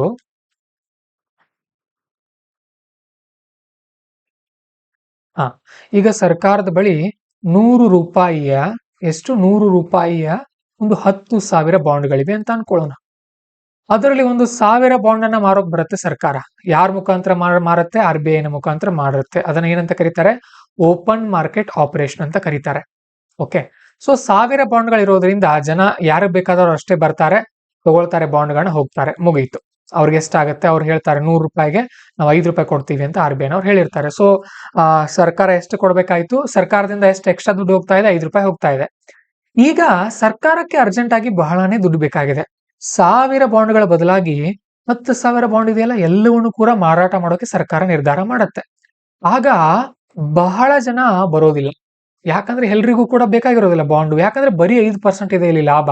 ನಾವು ಬ್ಯಾಂಕ್ ನಲ್ಲಿ ಇಟ್ರೆ 7% ಸಿಗುತ್ತೆ ನಮಗೆ, ನಾವು ಬ್ಯಾಂಕ್ ನಲ್ಲಿ ಹೋಗಿ ದುಡ್ಡು ಇಡ್ತೀವಿ ಅಂತ ಜನ ಅನ್ಕೊಳ್ತಾರೆ. ಆಗ ಸರ್ಕಾರ ಏನ್ ಮಾಡುತ್ತೆ ನೋಡಿ, ಬಾಂಡ್ ಬೆಲೆ 100 ರೂಪಾಯಿ ಇದೆ, ಓಕೆ, ನಾವೇನ್ ಮಾಡ್ತೀವಿ, ನಿಮಗೆ 95 ರೂಪಾಯಿಗೆ ಕೊಡ್ತೀವಿ, ನೀವು 2 ವರ್ಷ ಬಿಟ್ಟು ಬಂದ್ರೆ ನಾವು ನಿಮಗೆ 105 ರೂಪಾಯಿ ಕೊಡ್ತೀವಿ ಅಂತ ಹೇಳುತ್ತೆ ಸರ್ಕಾರ. ಅಂದ್ರೆ 100 ರೂಪಾಯಿ ಬಾಂಡ್ ಅನ್ನ 95 ರೂಪಾಯಿಗೆ ಸರ್ಕಾರ ಮಾರಾಟ ಮಾಡ್ತಾ ಇದೆ. 2 ವರ್ಷ ಬಿಟ್ಟು ಬಂದವರಿಗೆ 105 ರೂಪಾಯಿ ಕೊಡ್ತಾ ಇದೆ. ಅಂದ್ರೆ 10 ರೂಪಾಯಿ ಲಾಭ ಸಿಗ್ತಾ ಇದೆ ಒಬ್ಬ ವ್ಯಕ್ತಿ ಇಲ್ಲಿ, ಹೌದಲ್ವಾ? ಸೊ ಇದನ್ನ ಏನಂತ ಕರೀತಾರೆ? ಬಾಂಡ್ ಈಲ್ಡ್ ಅಂತ ಕರೀತಾರೆ. ಅಂದ್ರೆ 10 ರೂಪಾಯಿ ಲಾಭ ಬಂತು ಅವನಿಗೆ, ಇಳುವರಿ ಆಯ್ತು, ಲಾಭ ಸಿಕ್ತು ಅಲ್ವಾ? ಸೊ ಯಾವಾಗ ಆಯ್ತಿದು? ಬಾಂಡ್ಗಳ ಸಂಖ್ಯೆ ಹೆಚ್ಚಾದಾಗ, ಮಾರುಕಟ್ಟೆಯಲ್ಲಿ ಸರ್ಕಾರ ಹೆಚ್ಚು ಬಾಂಡ್ಗಳನ್ನ ಮಾರಾಟ ಮಾಡಿದ್ರಿಂದ. ಅರ್ಥ ಆಯ್ತಾ? ಸೊ 1000 ಬಾಂಡ್ ಇದ್ದಾಗ ಅವನಿಗೆ ಲಾಭ ಎಷ್ಟಾಗ್ತಾ ಇತ್ತು? 5 ರೂಪಾಯಿ ಲಾಭ ಆಗ್ತಾ ಇತ್ತು ಕೊಂಡ್ಕೊಂಡು ಅವನಿಗೆ. ಬಟ್ ಈಗ 10,000 ಬಾಂಡ್ ಅನ್ನ ಸರ್ಕಾರ ಮಾರಾಟ ಮಾಡೋಕೆ ನಿರ್ಧರಿಸಿರೋದ್ರಿಂದ ಅದು ಕಡಿಮೆ ಬೆಲೆಗೆ ಮಾರಾಟ ಮಾಡ್ತಾ ಇದೆ. ಅಂದ್ರೆ ಜಾಸ್ತಿ ಜನ ಬೇಗ ಬೇಗ ಕೊಂಡ್ಕೊಳ್ಳಿ ಅಂತ, ಹೌದಲ್ವಾ?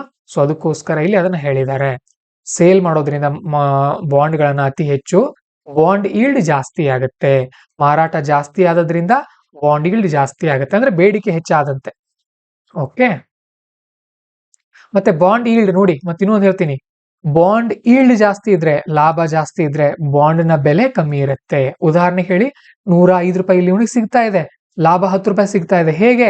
ಬಾಂಡ್ ಬೆಲೆ 95 ರೂಪಾಯಿ ಆಗಿದೆ. 100 ರೂಪಾಯಿ ಇದ್ದಂತಹ ಬಾಂಡ್ ಬೆಲೆ 95ಕ್ಕೆ ಕುಸಿದಿದೆ. ಅರ್ಥ ಆಯ್ತಾ? ಸೊ ಈ ಒಂದು ರಿಲೇಷನ್ ನೆನ್ಪಿಟ್ಕೊಳ್ಳಿ. 2021ರಲ್ಲಿ ಮತ್ತೆ 2ರಲ್ಲಿ ಕೇಳಿದ್ರಿ ಇದ್ರ ಬಗ್ಗೆ ಮಾಹಿತಿನ. ಈ ಚಾರ್ಟ್ ನೆನ್ಪಿಟ್ಕೊಳ್ಳಿ.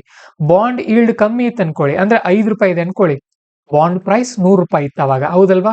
ಬಾಂಡ್ ಈಲ್ಡ್ 10 ರೂಪಾಯಿ ಆಯ್ತು ಅವನಿಗೆ ಲಾಭ, ಆಗ ಬಾಂಡ್ ಪ್ರೈಸ್ 95 ರೂಪಾಯಿ ಆಗಿತ್ತು. ಕ್ಲಿಯರ್ ಆಯ್ತಾ ಇದು ನಿಮಗೆ? ಎಸ್, ಇಷ್ಟೇ.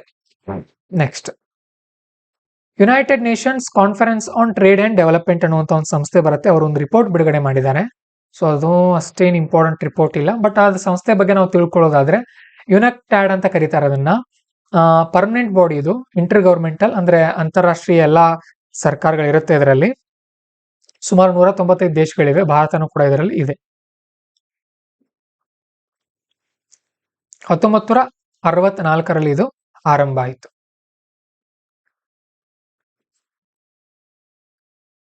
Okay, next, prompt corrective action ಅಂತ ಬರುತ್ತೆ. ತುಂಬಾ ಇಂಪಾರ್ಟೆಂಟ್ ಇದು. ಪ್ರಾಂಪ್ಟ್ ಕರೆಕ್ಟಿವ್ ಆಕ್ಷನ್ ಅಂತ ಅಂದ್ರೆ ಇದು RBI ನವರು ತೆಗೆದುಕೊಳ್ಳುವಂತಹ ಕ್ರಮ. ಯಾವುದಾದ್ರೂ ಬ್ಯಾಂಕ್ಗಳು ಅಥವಾ ನಾನ್ ಬ್ಯಾಂಕಿಂಗ್ ಫೈನಾನ್ಷಿಯಲ್ ಕಂಪನಿಗಳು ಸರಿಯಾಗಿ ಕೆಲಸ ಮಾಡಲಿಲ್ಲ, ರೂಲ್ಸ್ ಗಳನ್ನ ಫಾಲೋ ಮಾಡ್ತಾ ಇಲ್ಲ ಅಂತ ಅಂದ್ರೆ RBI ಬಂದವರಿಗೆ ವಾರ್ನಿಂಗ್ ಕೊಡುತ್ತೆ, ಅಥವಾ ವಾರ್ನಿಂಗ್ ಕೊಟ್ಟು ಅವ್ರ ಮೇಲೆ ಕ್ರಮ ಕೈಗೊಳ್ಳುತ್ತೆ. ಯಾವ ರೀತಿ? Discretionary actions related to governance, capital, profitability and business, ಇವುಗಳ ಬಗ್ಗೆ RBI ಅವರಿಗೆ ಕ್ರಮ ಕೈಗೊಳ್ಳುತ್ತೆ. Restriction on dividend distribution and remittance of profit, ಏನ್ ಬ್ಯಾಂಕ್ಗೆ ಲಾಭ ಬರುತ್ತಲ್ಲ ಅದನ್ನ ಹಂಚಿಕೊಳ್ಳೋದಕ್ಕೆ RBI ಕೆಲವೊಂದು ರೂಲ್ಸ್ ರೆಗ್ಯುಲೇಷನ್ ಗಳನ್ನ ಹೇಳುತ್ತೆ. ರಿಸ್ಟ್ರಿಕ್ಷನ್ ಆನ್ ಬ್ರಾಂಚ್ ಎಕ್ಸ್ಪಾನ್ಷನ್, ಹೊಸ ಬ್ರಾಂಚ್ ಗಳನ್ನ ಓಪನ್ ಮಾಡೋಕೆ RBI ಪರ್ಮಿಷನ್ ಕೊಡೋದಿಲ್ಲ. ಅದಕ್ಕೋಸ್ಕರ ಕಡ್ಡಾಯವಾಗಿ ಬ್ಯಾಂಕ್ಗಳು RBI ನ ರೂಲ್ಸ್ ಅನ್ನ ಫಾಲೋ ಮಾಡಬೇಕು. ಫಾಲೋ ಮಾಡಲಿಲ್ಲ ಅಂತ ಅಂದ್ರೆ ಅದೇನ್ ಮಾಡುತ್ತೆ? ಪ್ರಾಂಪ್ಟ್ ಕರೆಕ್ಟಿವ್ ಆಕ್ಷನ್ ನ ತೆಗೆದುಕೊಳ್ಳುತ್ತೆ. PCA ಅಂತ ಕರೀತಾರೆ. ಆಕ್ಚುಲಿ ಇದು ಮೊದಲು ಇದ್ದದ್ದು ಸಾದಾ ಈ ವಾಣಿಜ್ಯ ಬ್ಯಾಂಕ್ಗಳಿಗೆ, ಕೆನರಾ ಬ್ಯಾಂಕ್ ಇರಬಹುದು, ಆಮೇಲೆ ಬೇರೆ ಬೇರೆ ಬ್ಯಾಂಕ್ಗಳಿಗೆ ನಾನ್ ಬ್ಯಾಂಕಿಂಗ್ ಫೈನಾನ್ಷಿಯಲ್ ಕಂಪನೀಸ್ ಅಂತ ಬರುತ್ತೆ, ಅವುಗಳಿಗೆ 2021ರಿಂದ ಇದು ಅಪ್ಲೈ ಆಗ್ತಾ ಇದೆ. ಪ್ರಿಲಿಮ್ಸ್ ಅಲ್ಲಿ ಕೇಳಬಹುದು NBFC ಗಳಿಗೆ ಇದು ಅಪ್ಲೈ ಆಗುತ್ತೋ ಇಲ್ವೋ ಅಂತ. ಅಪ್ಲೈ ಆಗುತ್ತೆ PCA. Okay, next reserve bank of India directions released defaulters, wilful defaulters ಬಗ್ಗೆ ಇದೆ ಇದು. ಮೊದಲು ಯಾರು ಹೆಚ್ಚು ಮೋಸವನ್ನ ಮಾಡ್ತಾ ಇದ್ರು, 100 ಕೋಟಿಗಿಂತ ಜಾಸ್ತಿ ಮೊತ್ತದ ಅನ್ಯಾಯವನ್ನ ಮಾಡ್ತಾ ಇದ್ದವ್ರನ್ನ ಮಾತ್ರ ಏನಂತ ಕರಿತಾ ಇದ್ರು ಅಂತ ಅಂದ್ರೆ ಡಿಫಾಲ್ಟರ್ಸ್ ಅಂತ ಕರಿತಾ ಇದ್ರು. ಬಟ್ ಈಗ 25 ಲಕ್ಷಕ್ಕೆ ಇಳಿಸಿದ್ದಾರೆ. ಓಕೆ, ವಿಲ್ಫುಲ್ ಡಿಫಾಲ್ಟರ್ ಅಂದ್ರೆ ಏನು, ಅವನಿಗೆ ದುಡ್ಡು ಕೊಡೋ ಅರ್ಹತೆ ಇರುತ್ತೆ, ಬಟ್ ಆದ್ರೂ ಅವನು ಮೋಸ ಮಾಡ್ತಾ ಇರ್ತಾನೆ ಬ್ಯಾಂಕ್ಗಳಿಗೆ, ಅವನನ್ನ ಏನಂತ ಕರೀತಾರೆ, ಡಿಫಾಲ್ಟರ್ ಅಂತ ಕರೀತಾರೆ. ಲಾರ್ಜ್ ಡಿಫಾಲ್ಟರ್, ದೊಡ್ಡ ಮೋಸಗಾರ ಯಾರು, 1 ಕೋಟಿಗಿಂತ ಸುಸ್ತಿದಾರ. ಆಕ್ಚುಲಿ ಡಿಫಾಲ್ಟರ್ ಅಂತ ಅಂದ್ರೆ ಮೋಸಗಾರ ಅಲ್ಲ, ಸುಸ್ತಿದಾರ. 1 ಕೋಟಿಗಿಂತ ಜಾಸ್ತಿ ಸಾಲವನ್ನ ಬಾಕಿ ಉಳಿಸ್ಕೊಂಡಿದ್ರೆ ಅವನನ್ನ ದೊಡ್ಡ ಸುಸ್ತಿದಾರ ಅಂತ ಕರೀತಾರೆ. ನೆಕ್ಸ್ಟ್ GST ಕೌನ್ಸಿಲ್ ಬಗ್ಗೆ ಒಂದು ಮಾಹಿತಿ ಬಂದಿದೆ, ಅವ್ರದ್ದು ಮೀಟಿಂಗ್ ಆಗಿದೆ ರೀಸೆಂಟ್ ಆಗಿ. ಇದು ಸಂವಿಧಾನಾತ್ಮಕ ಸಂಸ್ಥೆ. ಓಕೆ, ಸೊ ಆರ್ಟಿಕಲ್ 279A ಅನ್ನ ಅಡಿಯಲ್ಲಿ ಇದನ್ನ ಮಾಡಿದ್ದಾರೆ. ಇದರ ಅಧ್ಯಕ್ಷರು ಯಾರಾಗಿರ್ತಾರೆ ಅಂದ್ರೆ ಕೇಂದ್ರ ಸರ್ಕಾರದ ಹಣಕಾಸು ಮಂತ್ರಿಗಳು ಅದರ ಅಧ್ಯಕ್ಷರಾಗಿರ್ತಾರೆ. ಮತ್ತೆ ಸದಸ್ಯರು ಯಾರಿರ್ತಾರೆ, ಎಲ್ಲಾ ರಾಜ್ಯಗಳ ಹಣಕಾಸು ಮಂತ್ರಿಗಳು ಇರ್ತಾರೆ. ಆಮೇಲೆ ಇಲ್ಲಿ 3/4 ಮೆಜಾರಿಟಿ ಬೇಕು. ಓಕೆ, ಒಂದೇನಾದ್ರೂ ನಿರ್ಣಯ ಪಾಸ್ ಆಗ್ಬೇಕಂದ್ರೆ 100ರಲ್ಲಿ 75 ಸಹಿ ಆಗ್ಬೇಕು ಅದಕ್ಕೆ. ಓಕೆ, 75 ಜನ ಎಸ್ ಅನ್ಬೇಕು. ಕೇಂದ್ರ ಸರ್ಕಾರಕ್ಕೆ 33% ವೋಟಿಂಗ್ ಇದೆ ಇಲ್ಲಿ. ಸೊ 33% ಅಂದ್ರೆ ಇನ್ನವ್ರಿಗೆ ಬೇಕಾಗಿರೋದೆಷ್ಟು, ಒಂದು 42% ಬೇಕು. ಅಷ್ಟಾದ್ರೆ ಮುಗೀತು, ಅವರ ಕೇಂದ್ರ ಸರ್ಕಾರದ ನಿರ್ಧಾರಗಳನ್ನ ಅವ್ರು ಜಾರಿ ಮಾಡ್ಕೊಳ್ಬಹುದು. Next critical and strategic minerals ಅಂತ ಬರುತ್ತೆ. Critical minerals are those minerals that are essential for economic development and national security judged by 2 parameters. 2 ಪ್ಯಾರಾಮೀಟರ್ಗಳಲ್ಲಿ ಅವುಗಳನ್ನ ಅಳಿತಾರೆ. ನಂಬರ್ 1, ಅವುಗಳನ್ನ ಏನ್ ಮಾಡ್ಬೇಕಾಗತ್ತೆ, ಕೇಂದ್ರ ಸರ್ಕಾರದ ಪರ್ಮಿಷನ್ ತಗೊಂಡು ಮೈನಿಂಗ್ ಅನ್ನ ಮಾಡ್ಬೇಕಾಗತ್ತೆ. ಹಾಗೇನೆ mineral royalty is economic rent due to sovereign owner. Okay, ಯಾವ್ದಾದ್ರು ಮಿನರಲ್ಗಳಿರುತ್ತಲ್ಲ, ಕೆಲವೊಂದು ಇಂಪಾರ್ಟೆಂಟ್ ಮಿನರಲ್ಗಳು, ಅವು ಎಕನಾಮಿಕ್ ಇಂಪಾರ್ಟೆನ್ಸ್ ಇದ್ರೆ, ಸಪ್ಲೈ ರಿಸ್ಕ್ ಇದ್ರೆ ಅವನ್ನ ಸಪ್ಲೈ ಮಾಡುವಂಥದ್ದು ಕೇಂದ್ರ ಸರ್ಕಾರದ ಸುಪರ್ದಿಯಲ್ಲಿ ಬರುತ್ತೆ. ನಮ್ಮ ಭೂಮಿ ಭಾರತದ ಭೂಮಿ ಹೌದಲ್ವಾ, ಸೊ ಹಾಗಾಗಿ ಸರ್ಕಾರಕ್ಕೆ ಅವರು ಕೆಲವೊಂದು ಟ್ಯಾಕ್ಸ್ ಅನ್ನ ಕಟ್ತಾ ಇರಬೇಕಾಗತ್ತೆ, ರಾಯಲ್ಟಿ, ರಾಯಧನ ಅಂತ ಹೇಳಿ. ನೆಕ್ಸ್ಟ್ ಪ್ರಾಜೆಕ್ಟ್ ಮರಿಯಾಣ ಅಂತ ಒಂದಿದೆ, ಏನಷ್ಟು ಇಂಪಾರ್ಟೆಂಟ್ ಇಲ್ಲ. ನೆಕ್ಸ್ಟ್ ಗ್ಲೋಬಲ್ ಇನ್ನೋವೇಷನ್ ಇಂಡೆಕ್ಸ್ ಅಂತ ಬಂದಿದೆ. ಭಾರತ ಇದರಲ್ಲಿ 40ನೇ ರ್ಯಾಂಕ್ ನಲ್ಲಿದೆ. ಇದನ್ನ ವರ್ಲ್ಡ್ ಇಂಟೆಲೆಕ್ಚುಯಲ್ ಪ್ರಾಪರ್ಟಿ ಆರ್ಗನೈಸೇಷನ್ ಅವರು WIPO ನವರು ಬಿಡುಗಡೆ ಮಾಡ್ತಾರೆ. Next specialised agency of the United Nations, World International Property Organisation ಅಂತ ಏನ್ ಹೇಳಿದ್ನಲ್ಲ, WIPO ದವರು 1967ರಲ್ಲಿ ಆರಂಭ ಆಗಿದೆ. ಅದು ಸುಮಾರು 193 ಮೆಂಬರ್ಗಳಿದ್ದಾರೆ, ಭಾರತವು ಕೂಡ ಅದರ ಮೆಂಬರ್ ಆಗಿದೆ. ಇನ್ನು ಎಮರ್ಜಿಂಗ್ ಮಾರ್ಕೆಟ್ ಬಾಂಡ್ ಇಂಡೆಕ್ಸ್ ಅಂತ ಇದೆ. JP Morgan to add Indian government bonds to its benchmark ಅಂತ ಹೇಳಿ. ಅಂದ್ರೆ ಈಗ ಅಂತಾರಾಷ್ಟ್ರೀಯ ಮಟ್ಟದಲ್ಲಿ ಕೆಲವೊಂದು ಸಂಸ್ಥೆಗಳು ರ್ಯಾಂಕಿಂಗ್ ಅನ್ನ ಬಿಡುಗಡೆ ಮಾಡ್ತಾ ಇರುತ್ತೆ, ರ್ಯಾಂಕಿಂಗ್ ಅಥವಾ ಮಾಹಿತಿಯನ್ನ ಬಿಡುಗಡೆ ಮಾಡ್ತಾ ಇರ್ತಾರೆ. ಸೊ ಅವ್ರು ಏನ್ ಮಾಡ್ತಾ ಇರ್ತಾರೆ ಅಂತ ಅಂದ್ರೆ, ಯಾವ ದೇಶ ಚೆನ್ನಾಗಿ ಆರ್ಥಿಕತೆ ನಿರ್ವಹಿಸ್ತಾ ಇದೆ, ಯಾರು ಚೆನ್ನಾಗಿ ರೂಲ್ಸ್ ಗಳನ್ನ ಮಾಡ್ತಾ ಇದ್ದಾರೆ, ಯಾರ ಒಂದು ಆರ್ಥಿಕತೆ ವ್ಯವಸ್ಥಿತವಾಗಿ ನಡೀತಾ ಇದೆ ಅಂತ ಲಿಸ್ಟ್ ಮಾಡಿರ್ತಾರೆ. ಅದರಲ್ಲಿ ಒಂದು JP Morgan ಅಂತ ಬರುತ್ತೆ, EMBI ಅಂತ ಹೇಳಿ, ಎಮರ್ಜಿಂಗ್ ಮಾರ್ಕೆಟ್ ಬಾಂಡ್ ಇಂಡೆಕ್ಸ್ ಅಂತ ಹೇಳಿ. ಸೊ ಭಾರತವು ಕೂಡ ಇನ್ ಮುಂದೆ ಆ ಒಂದು ಲಿಸ್ಟ್ ನಲ್ಲಿ ಅವ್ರು ಭಾರತವನ್ನು ಕೂಡ ಸೇರಿಸೋರಿದ್ದಾರೆ. ಓಕೆ, ಸೊ ಇದರಿಂದ ನಮ್ಗೆ ಲಾಭ ಏನಾಗುತ್ತೆ ಅಂದ್ರೆ, lower the countries sovereign borrowing cost, ಅಂದ್ರೆ ನಾವೇನ್ ಸಾಲ ಪಡಿತೀವಲ್ಲ ಭಾರತ ಸರ್ಕಾರದವರು, ಸೊ ಒಂದ್ ಸ್ವಲ್ಪ ಸಾಲದ ಬಡ್ಡಿ ದರಗಳು ನಮಗೆ ಇನ್ ಮುಂದೆ ಕಡಿಮೆ ಆಗುತ್ತೆ, ಅನುಕೂಲ ಆಗುತ್ತೆ. Help finance the current account deficit, ನಮ್ದು ಏನು ಕರೆಂಟ್ ಅಕೌಂಟ್ ಡೆಫಿಸಿಟ್ ಅಲ್ಲ ಅದು ಕೂಡ ಅದರ ಸಮಸ್ಯೆ ಕೂಡ ನಾವು ಕಡಿಮೆ ಮಾಡ್ಕೊಳ್ಬಹುದು. Free up liquidity for domestic finance to deploy more productive asset. ನಾವೇನ್ ಮಾಡ್ಬೋದು ಅಂತ ಅಂದ್ರೆ, ಈ ಡೊಮೆಸ್ಟಿಕ್ ಫಿನಾನ್ಸ್ ಅನ್ನು ಕೂಡ ನಾವೇನ್ ಮಾಡ್ಕೊಳ್ಬಹುದು, ಚೆನ್ನಾಗಿ ಬಳಸ್ಕೊಳ್ಬಹುದು. ನಮ್ಮ ದೇಶೀಯ increase demand for rupee and support it's value, ಭಾರತದ ರೂಪಾಯಿ ಇರುತ್ತಲ್ಲ ಅದರ ಮೌಲ್ಯ ವರ್ಧನೆ ಆಗುತ್ತೆ, ಅಂದ್ರೆ ಒಂದ್ ರೀತಿ ಅನುಕೂಲನೇ ಆಗುತ್ತೆ, ಪಾಸಿಟಿವ್ ಆಗುತ್ತೆ. ಇದ್ರ ಬಗ್ಗೆ ಒಂದ್ ಸ್ವಲ್ಪ ಕೇರ್ಫುಲ್ ಆಗಿರಿ, ಪ್ರಶ್ನೆ ಕೇಳ್ತಾರೆ. JP Morgan ನಲ್ಲಿ ನಮ್ಮ ಒಂದು ಲಿಸ್ಟಿಂಗ್ ಆಗಿರೋದ್ರಿಂದ, ಅಂದ್ರೆ ಅವರ ಒಂದು ಸ್ಟ್ಯಾಟಿಸ್ಟಿಕ್ಸ್ ನಲ್ಲಿ ನಮ್ಮ ದೇಶದ ಹೆಸರು ಮತ್ತೆ ನಮ್ಮ ದೇಶದ ಆರ್ಥಿಕತೆ ಬಗ್ಗೆ ಮಾಹಿತಿ ಇನ್ ಮುಂದೆ ಸಿಗೋದ್ರಿಂದ ಭಾರತಕ್ಕೆ ಲಾಭ ಆಗೋದಿದೆ. ಓಕೆ, ಇನ್ನು ನೆಕ್ಸ್ಟ್ ನಾವು ಸೆಕ್ಯೂರಿಟಿನ ನೋಡೋಣ. ಸೆಪರೇಟಿಸಂ ಬಗ್ಗೆ ಇದೆ. ಇದು ಮೇನ್ಸ್ ಟಾಪಿಕ್ ಆಗುತ್ತೆ, ಪ್ರಿಲಿಮ್ಸ್ಗೆ ಸಂಬಂಧ ಬರೋದಿಲ್ಲ. ಹಾಗೇನೆ ನೆಕ್ಸ್ಟ್ ಇಂಡಿಯಾಸ್ ಆಂಟಿ ಟೆರರಿಸಂ ಬಗ್ಗೆ ಇದೆ, ಇದು ಕೂಡ ಮೇನ್ಸ್ ಟಾಪಿಕ್ ಆಗುತ್ತೆ. ಯಾವ್ದಾದ್ರು ಪ್ರಿಲಿಮ್ಸ್ ರಿಲೇಟೆಡ್ ಟಾಪಿಕ್ ಇದ್ರೆ ನಾನು ಚೆಕ್ ಮಾಡಿ ಇಟ್ಟಿರ್ತೀನಿ, ಇಲ್ಲಿ ನಿಮ್ಗೆ ಹೇಳ್ತಾ ಇರ್ತೀನಿ. ಸೊ NIA ಬಗ್ಗೆ ಬಂದಿದೆ, ನ್ಯಾಷನಲ್ ಇನ್ವೆಸ್ಟಿಗೇಷನ್ ಏಜೆನ್ಸಿ. 2008 ಮುಂಬೈ ದಾಳಿಯ ನಂತರ ಇದನ್ನ ಆರಂಭ ಮಾಡಲಾಯಿತು. ನ್ಯಾಷನಲ್ ಇನ್ವೆಸ್ಟಿಗೇಷನ್ ಏಜೆನ್ಸಿ ಆಕ್ಟ್ ನ ಅಡಿಯಲ್ಲಿನೇ ಇದನ್ನ ಆರಂಭ ಮಾಡಲಾಗಿದೆ. ಇದರ ಉದ್ದೇಶ ಏನು ಅಂತ ಅಂದ್ರೆ ಕೌಂಟರ್ ಟೆರರಿಸಂ, ಏನು ಈ ಉಗ್ರಗಾಮಿ ಸಂಘಟನೆಗಳಿರುತ್ತೆ, ಟೆರರಿಸ್ಟ್ ಆಕ್ಟ್ ಇರುತ್ತಲ್ಲ, ಅದನ್ನ ತನಿಖೆ ಮಾಡಿ ಅದನ್ನ ನಿಯಂತ್ರಣ ಮಾಡೋದು ಇದರ ಕೆಲಸ. ಇದು ಗೃಹ ಸಚಿವಾಲಯದ ಅಡಿಯಲ್ಲಿ ಕೆಲಸ ಮಾಡುತ್ತೆ. ಓಕೆ. ಹಾಗೇನೆ ರಾಜ್ಯಗಳ ನಮ್ಮ ದೇಶದ ರಾಜ್ಯಗಳ ಯಾವುದೇ ಒಂದು ರಾಜ್ಯದಲ್ಲಿ ಹೋಗಿ ಇವರು ಎನ್ಕ್ವೈರಿ ಮಾಡಬಹುದು. ಆಯಾ ರಾಜ್ಯಗಳ ಪರ್ಮಿಷನ್ ಅಗತ್ಯ ಇಲ್ಲ, ಡೈರೆಕ್ಟ್ ಹೋಗಿ ಎನ್ಕ್ವೈರಿ ಸ್ಟಾರ್ಟ್ ಮಾಡಬಹುದು. ಬಟ್ CBI ಹಾಗೆ ಬರೋದಿಲ್ಲ. CBI ಏನಾಗುತ್ತೆ, ಆಯಾ ರಾಜ್ಯಗಳ ಪರ್ಮಿಷನ್ ಬೇಕಾಗತ್ತೆ ಕೆಲವೊಂದ್ ಸಾರಿ. ಇನ್ನು 2019ರಲ್ಲಿ ಒಂದು ಹೊಸ ತಿದ್ದುಪಡಿ ಮಾಡಿದಕ್ಕೆ ಬರೀ ನಮ್ಮ ದೇಶ ಮಾತ್ರ ಅಲ್ಲ, ನಮ್ಮ ದೇಶದ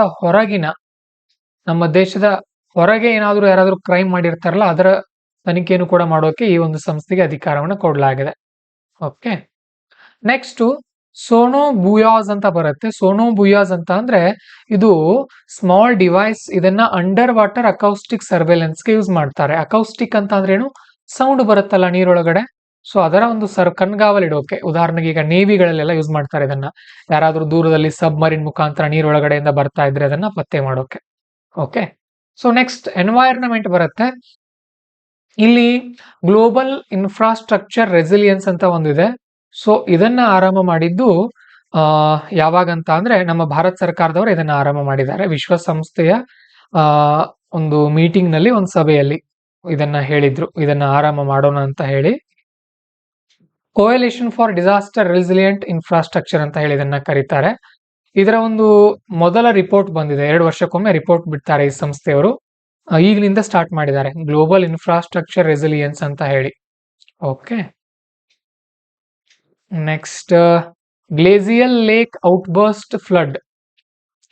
ಇದೇನಾಗಿದೆ ಅಂತ ಅಂದ್ರೆ ಇಲ್ಲಿ ಸಿಕ್ಕಿಂನಲ್ಲಿ ಸೌತ್ ಲೋಹೋಣಾಕ್ ಲೇಕ್ ಅಂತ ಹೇಳಿ ಅಲ್ಲಿ ಏನಾಗಿದೆ, ಇದರ ಒಂದು ಬ್ಯಾಂಕ್ ಅಂದ್ರೆ ಒಂದು ದಡ, ಆ ಒಂದು ಲೇಕ್ ಸರೋವರದ ದಡ ಒಡೆದು ನೀರೆಲ್ಲ ಹೊರಗಡೆ ಬಂದ್ಬಿಟ್ಟಿದೆ. ಓಕೆ, ಆ ರೀತಿ.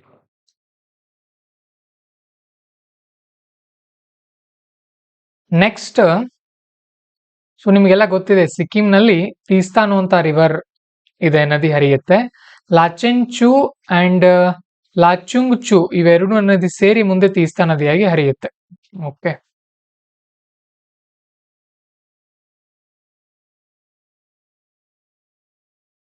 Next international coral reef initiative ಅಂತ ಇದೆ. 1994ರಲ್ಲಿ ಇದನ್ನ ಆರಂಭ ಮಾಡಿದ್ದಾರೆ. ಭಾರತವು ಕೂಡ ಇದರ ಮೆಂಬರ್ ಆಗಿದೆ. ಈ ಹವಳ ದಂಡೆಗಳಿರುತ್ತಲ್ಲ ಸಮುದ್ರದ ಅಡಿಯಲ್ಲಿ, ಅವುಗಳನ್ನ ರಕ್ಷಣೆ ಮಾಡೋಕೆ ಅದನ್ನ ಆರಂಭ ಮಾಡಿದ್ರು. Next, United Nations economic and social commission for Asia and Pacific ಅಂತ ಬರುತ್ತೆ. 1947ರಲ್ಲಿ ಇದು ಆರಂಭ ಆಗಿತ್ತು. ಓಕೆ. 1974ರಲ್ಲಿ ಹೊಸ ಹೆಸರಿನೊಂದಿಗೆ ESCAP ನೊಂದಿಗೆ ಇದು ಮುಂದುವರಿಯುತ್ತಾ ಇದೆ. ಇದರ ಉದ್ದೇಶ ಏಸಿಯಾ ಪೆಸಿಫಿಕ್ ರೀಜನ್ ನಲ್ಲಿ ಒಂದು ಇಂಟರ್ ಗವರ್ಮೆಂಟಲ್ ವೇದಿಕೆಯಾಗಿದ್ದು ಕೆಲಸ ಮಾಡುತ್ತೆ. ಓಕೆ. ಭಾರತನು ಕೂಡ ಇದರ ಮೆಂಬರ್ ಆಗಿದೆ.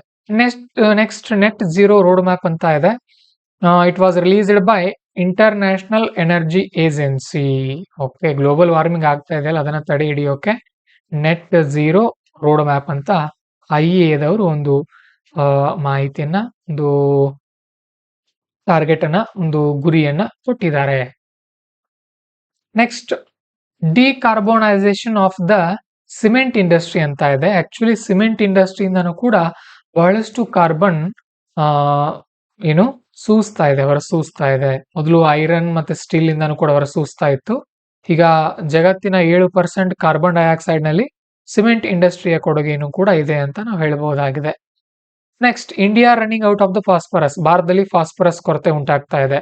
ಭಾರತ ಜಗತ್ತಿನ ಅತಿ ದೊಡ್ಡ ಫಾಸ್ಫರಸ್ ಅನ್ನು ಇಂಪೋರ್ಟ್ ಮಾಡಿಕೊಳ್ಳುವಂತಹ ದೇಶ. ಭಾರತದಲ್ಲಿ ರಾಜಸ್ಥಾನ ಮತ್ತು ಮಧ್ಯಪ್ರದೇಶದಲ್ಲಿ ಮಾತ್ರ ಫಾಸ್ಫೇಟ್ ಸಿಗುತ್ತೆ ನಮಗೆ. ಓಕೆ, ಕಲ್ಲಿನಲ್ಲಿ. ನೆಕ್ಸ್ಟ್, ಕೊನೋಕಾರ್ಪಸ್ ಟ್ರೀ ಅಂತ ಇದೆ. ಸೊ ಈ ಟ್ರೀ ಬಗ್ಗೆ ನಾವು ಇದೇನಂತ ಗೊತ್ತಿರಲಿ ನಿಮಗೆ, ಕೋನೋಕಾರ್ಪಸ್ ರೀಸೆಂಟ್ಲಿ ಸೀನ್ ಇನ್ ನ್ಯೂಸ್ ಅಂತ ಹೇಳ್ತಾರೆ. ಇದೊಂದು ಟ್ರೀ ಆಗಿದೆ ಅಷ್ಟೇ, ಮತ್ತೇನಿಲ್ಲ. ಅಮೆಜಾನ್ ರಿವರ್ ಬಸ್ಸಿನ ಬಗ್ಗೆ ಇದೆ ಇಲ್ಲಿ. ಸೊ ಇತ್ತೀಚೆಗೆ ಅಮೆಜಾನ್ ರಿವರ್ ಬಸ್ಸಿನಲ್ಲಿ ಲೇಕ್ ಪುರಾಕ್ವೆಕ್ವಾರಾ ಅಂತ ಹೇಳಿ ಕೇಳ್ತಾರೆ ಪ್ರಿಲಿಮ್ಸ್ ನಲ್ಲಿ. Puraquequara recently the lake Puraquequara dried up in ಅಂತ ಕೇಳ್ತಾರೆ. ಅಮೆಜಾನ್ ರಿವರ್ ಬಸ್ಸಿನ್ ಅಂತ ಗೊತ್ತಿರಬೇಕು. ಅಮೆಜಾನ್ ಇಲ್ಲಿದೆ ಅಂತ ನಿಮಗೆ ಗೊತ್ತಿದೆ ಅಲ್ವಾ, ಸೌತ್ ಅಮೆರಿಕಾದಲ್ಲಿ ಕಂಡು ಬರುತ್ತೆ. ಹಾಗೇನೆ ಅಲ್ಲಿ ಒಂದು ಫ್ಲೋಟಿಂಗ್ ವಿಲೇಜ್ ಇತ್ತು, ಅದರ ಮೇಲೆ ತೇಲ್ತಾ ಇತ್ತು. ಸೊ ಅದೆಲ್ಲ ರಾಡಿ ಎಲ್ಲ ಕುಸಿದು ಬಿಟ್ಟಿದೆ. ಕಾರಣ ಏನಂತ ಅಂದ್ರೆ ಎಲ್ ನಿನೋ ಮತ್ತು warming of Atlantic waters. Okay, ಅಲ್ಲಿ ಅಟ್ಲಾಂಟಿಕ್ ಸಮುದ್ರ ಇದೆ ಅಲ್ಲ, ಅದು ಬಿಸಿ ಆಗ್ತಾ ಇದೆ ಜಾಸ್ತಿ, ಹಾಗಾಗಿ ನೀರೆಲ್ಲ ಒಣಗಿ ಹೋಗ್ತಾ ಇದೆ. ಅಮೆಜಾನ್ ರಿವರ್ ಬಗ್ಗೆ ಗೊತ್ತಿರುವ ಹಾಗೆ ಜಗತ್ತಿನ ಅತಿ ದೊಡ್ಡ ರಿವರ್ ಬಸ್ಸಿನ ಆಗಿದೆ ಅದು. 34% ಸೌತ್ ಅಮೆರಿಕಾ ಅದರಲ್ಲೇ ಬರುತ್ತೆ. ಓಕೆ, ಅಂದ್ರೆ ಸೌತ್ ಅಮೆರಿಕಾದ 34% ಭೂಭಾಗವನ್ನು ಅದೇ ವಶಪಡಿಸಿಕೊಂಡಿದೆ. Next 60% of world's rain forest Amazon ನಲ್ಲಿ ನಮಗೆ ಕಂಡು ಬರುತ್ತೆ. ಬ್ರೆಜಿಲ್ ಇದೆ ಇಲ್ಲಿ, Bolivia, Colombia, Ecuador, Guyana, Peru, Suriname, Venezuela ಇವೆಲ್ಲನೂ ಕೂಡ ಇಲ್ಲಿ ಕಂಡು ಬರುತ್ತೆ ನಮಗೆ. ಹಾಗೇನೆ equator and tropic of Capricorn ಇವೆರಡೂ ಕೂಡ ಬ್ರೆಜಿಲ್ ನಲ್ಲಿ ಪಾಸ್ ಆಗಿ ಹೋಗುವಂತಹ ರೇಖೆಗಳಾಗಿವೆ. Next petroleum coke or pet coke ಅಂತ ಕರೀತಾರೆ. ಸೊ ಇದೇನಂತ ಅಂದ್ರೆ ಕಾರ್ಬನ್ ರಿಚ್ ಸಾಲಿಡ್ ಮಟೀರಿಯಲ್ ಇದು. ಇದು ಯಾವಾಗ ಬರುತ್ತಂದ್ರೆ, ಈಗ ಕ್ರೂಡ್ ಆಯಿಲ್ ಇರುತ್ತಲ್ಲ, ಕಚ್ಚಾ ತೈಲ, ಅದನ್ನ ರಿಫೈನ್ ಮಾಡ್ತಾ ಇರ್ತಾರೆ. ಕಚ್ಚಾ ತೈಲವನ್ನ ರಿಫೈನ್ ಮಾಡಿ ಶುದ್ಧ ಅನಿಲವನ್ನ ಶುದ್ಧ ಆಯಿಲ್ ಅನ್ನ ತಯಾರು ಮಾಡುವಾಗ ಇದು ಕಂಡು ಬರುತ್ತೆ. ಸಾಲಿಡ್ ಇರುತ್ತೆ ಇದು ಪೆಟ್ ಕೋಕ್. ಸೊ ಇದು ಕೂಡ ಏನು ಹೈಯರ್ ಕ್ಯಾಲರಿಫಿಕ್ ವ್ಯಾಲ್ಯೂ ಇರುತ್ತೆ.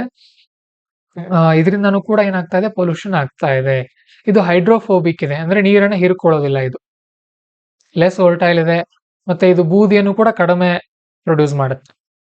ಇದನ್ನ ಸಿಮೆಂಟ್ ನಲ್ಲಿ, ಲೈಮ್ ಕಿಲ್ಸ್ ನಲ್ಲಿ, ಇಂಡಸ್ಟ್ರಿಗಳಲ್ಲಿ, ಬಾಯ್ಲರ್ಗಳಲ್ಲಿ, ಅಲ್ಯೂಮಿನಿಯಂಗಳಲ್ಲೆಲ್ಲ ಬಳಸ್ತಾರೆ ಇದನ್ನ ಪೆಟ್ ಕೋಕ್ ಅನ್ನ. ನೆಕ್ಸ್ಟ್ ಪಾಲಿಥೈಲಿನ್ ಟೆರಾಪ್ತಲೇಟ್ ಡಿಗ್ರೇಡಿಂಗ್ ಎನ್ಸೈಮ್ ಅಂತ ಹೇಳಿ ಪ್ಲಾಸ್ಟಿಕ್ ಅನ್ನ ಡಿಗ್ರೇಡ್ ಮಾಡುತ್ತೆ ಈ ಒಂದು enzyme. Okay, deep C pet 46 ಅಂತ ಹೇಳಿ ರೀಸೆಂಟ್ಲಿ ಸೀನ್ ಇನ್ ನ್ಯೂಸ್ ಅಂತ ಹೇಳ್ತಾರೆ. Pet 46 recently seen in news, what is this ಅಂತ ಕೇಳಿದಾಗ ಇದೇನ್ ಮಾಡುತ್ತಂತ ಅಂದ್ರೆ, ಈ ಪ್ಲಾಸ್ಟಿಕ್ ಅನ್ನ, ಎಂತ ಪ್ಲಾಸ್ಟಿಕ್ ಅನ್ನ, ಈ ಒಂದು ಪಾಲಿಥಿಲೀನ್ ಪ್ಲಾಸ್ಟಿಕ್ ಅನ್ನ ಡಿಗ್ರೇಡ್ ಮಾಡುತ್ತೆ ಇದು, ಅಂದ್ರೆ ಕೊಳಿಸುತ್ತೆ ಅದನ್ನ. ನೆಕ್ಸ್ಟ್ ಮ್ಯಾನಿಸ್ ಮಿಸ್ಟೇರಿಯಾ, ಇದೊಂದು ಇಲ್ಲಿದೆ ನೋಡಿ, ಚಿಪ್ಪು ಹಂದಿ, ನೆನಪಿಟ್ಕೊಳ್ಳಿ. ಮ್ಯಾನಿಸ್ ಮಿಸ್ಟೇರಿಯಾ ಇದು ಏನಂತ ಕೇಳ್ತಾರೆ, ಚಿಪ್ಪು ಹಂದಿ ಅಂತ ಗೊತ್ತಿರ್ಬೇಕು ನಿಮ್ಗೆ. ನೆಕ್ಸ್ಟ್ ಫಿಶ್ ಮಿಂಟ್ ಅಂತ ಇದೆ. Fish mint recently seen in news, disease ಕೇಳ್ತಾರೆ. ಇದು ಹರ್ಬಲ್ ಪ್ಲಾಂಟ್. ಫಿಶ್ ಅಂತ ಇದೆ ಅನ್ಕೊಂಡು ಮೀನ್ ಅಂತ ಅನ್ಲಿಕ್ಕೆ ಹೋಗ್ಬೇಡಿ, ಇದೊಂದು ಏನಿದೆ ಸಸ್ಯ ಇದೆ. ನೆಕ್ಸ್ಟ್ ಕಾಮ್ಲಂಗ್ ಟೈಗರ್ ರಿಸರ್ವ್ ಅಂತ ಕಂಡು ಬರುತ್ತೆ. ಇದೆಲ್ಲಿದೆ ಅಂತ ಅಂದ್ರೆ ಅರುಣಾಚಲ್ ಪ್ರದೇಶದಲ್ಲಿ ಲೋಹಿತ್ ಡಿಸ್ಟ್ರಿಕ್ಟ್ ನಲ್ಲಿ ಕಂಡು ಬರುತ್ತೆ. ಕಾಮ್ಲಂಗ್ ರಿವರ್ ಅದರ ಮುಖಾಂತರ ಪಾಸ್ ಆಗುತ್ತೆ ನದಿ. ನೆಕ್ಸ್ಟ್ ಸೋಷಿಯಲ್ ಇಶ್ಯೂಸ್ ಇದೆ ನಮಗೆ. ಸೋಷಿಯಲ್ ಇಶ್ಯೂಸ್ ನಲ್ಲಿ ನಮಗೆ ಒಂದು ವರ್ಡ್ ಇದೆ ನೋಡಿ ಇಲ್ಲಿ, judicial restraint, judicial activism, judicial overreach, judicial restraint ಅಂತ ಪದಗಳು ಬರುತ್ತೆ. ಜುಡಿಷಿಯಲ್ ಆಕ್ಟಿವಿಸಮ್ ಅಂದ್ರೆ ಏನು, ಸರ್ಕಾರಕ್ಕೆ ನಿರ್ದೇಶನ ಕೊಡೋದು, ನೀವ್ ಹೀಗ್ ಮಾಡಿ, ನೀವ್ ಹೀಗ್ ಮಾಡಿ ಅಂತ ಹೇಳಿ, ಅಂದ್ರೆ ಅತಿಯಾಗಿ ಸರ್ಕಾರದ ಮೇಲೆ ಒತ್ತಡ ಮಾಡೋದು.